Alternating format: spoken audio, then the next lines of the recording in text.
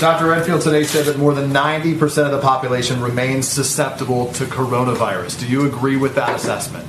Yeah, I think that Dr. Redfield misstated something there. And so he misstated last time and I'm going to answer your question if you let me finish. The data on susceptible that he was talking about was his surveillance data that showed that roughly 9% of the country has antibodies. But when you look at the CDC data state by state, much of that data is old.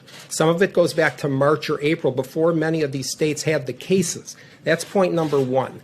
Point number two is that the immunity to the infection is not solely determined by the percent of people who have antibodies. If you look at the research, and there's been about 24 papers at least on the immunity from T cells, that's a different type of immunity than antibodies.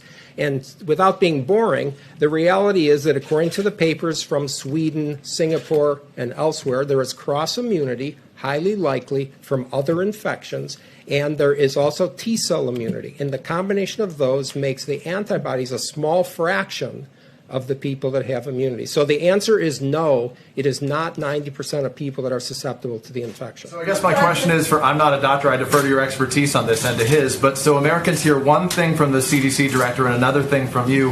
Who are we to believe?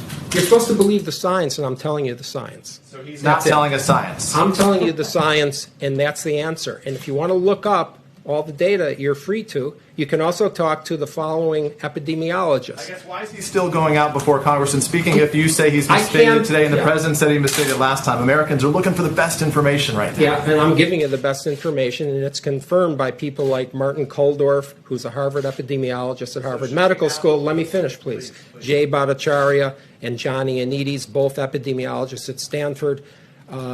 Professor Gupta, University of Oxford. These are people who know the latest data on the immunology and what's happening, and I just recited it to you. I'm